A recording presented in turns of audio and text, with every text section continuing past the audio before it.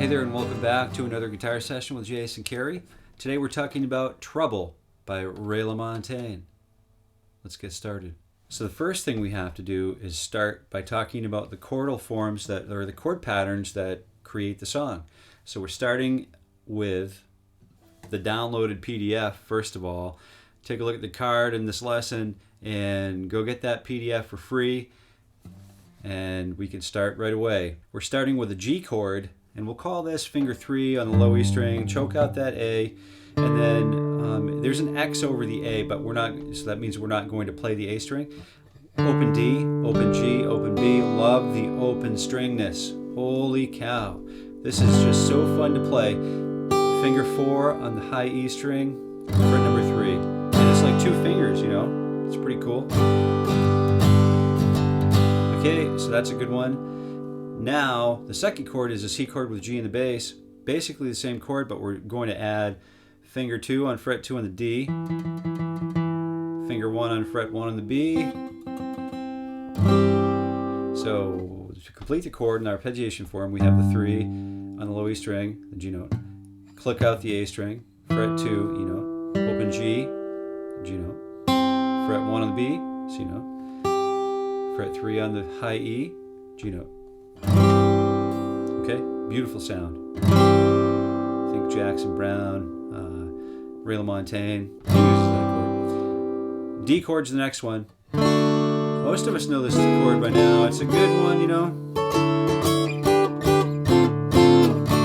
It's really useful. You can play it all over the guitar neck. Okay, so open D, fret 2 on the G string, fret 3 on the B string, finger 3. Finger 2, that middle finger on fret 2 on the high E string if we don't know the chord yet. And we're only playing the top 4 strings of the guitar. Okay, so that helps the chord sound like D. The bass note in the bottom. We could put the A string in the bottom of that. If D with A in the bass, fatten it up a little bit. Nice sound. But today we're only, you know, if we play it, whatever, it's cool. But we'll focus on the top 4 strings with a D note in the bass. C chord with no G in the bass. C chord is fret 3 on the A, finger 2 on the G on the D, open G, finger 1 on the B, and open high E. And we'll choke out that low E string with the tip of the 3rd finger.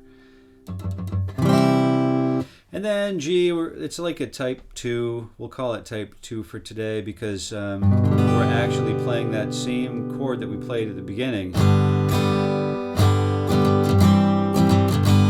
the 2 fingers, but we're adding that 2nd finger in here on fret 2 to just sort of like round out the bottom of the chord sound.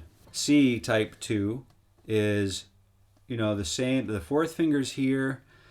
In the over the course of the song, he doesn't really play that, you know, during that B section of the song or whatever. He doesn't really highlight that 3rd fret on the high E string. So remember, it's just there as a placeholder. You can basically move between that G chord type 2 and the C chord type 2.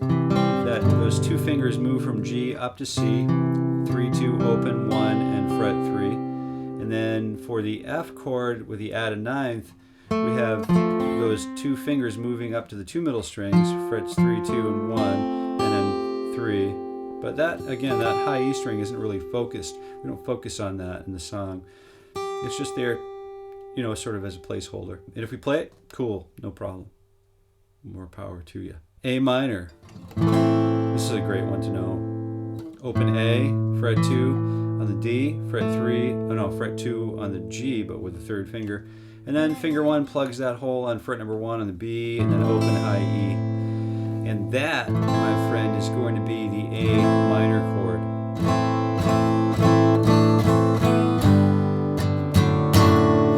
Okay?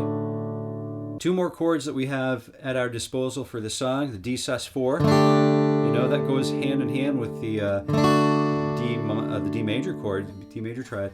So we have the open D, top 4 strings again. Fret 2 on the G, fret 3 on the B, fret 3 on the high E string. Beautiful sound. Sounds like an elastic band being stretched, and then you just sort of let it go right there into the D chord.